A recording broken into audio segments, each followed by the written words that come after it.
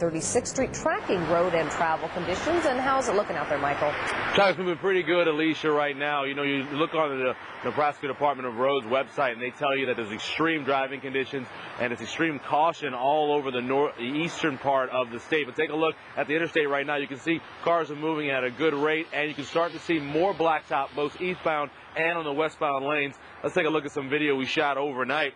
It's the Storrs Expressway near Florence Boulevard. Like in most places this morning, the road was snowpacked, but certainly passable. Plow trucks continued to work through the night, putting down material. 80 trucks from City Public Works. There's also several accidents over the metro Tuesday afternoon and into the night.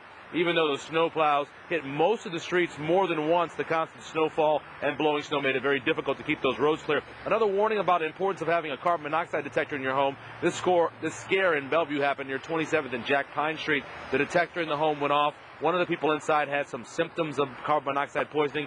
Bellevue Fire responded and only found minor readings, and no one was transported. A car in a garage may have triggered the scare. Again, a reminder, when you get to those intersections, slow down because they're very slick. And also, if you got to go along 480, anywhere on those curves, also very slick. And then heading on Interstate 29, we're also being told kind of slick in that area as well.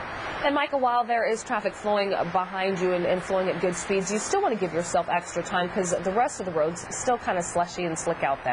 And the big issue for most people that live in residential areas, they haven't been done yet, so it's going to take you a little bit extra time to get up those hills, down those hills, get out of your neighborhood, so you got to give you extra time for that.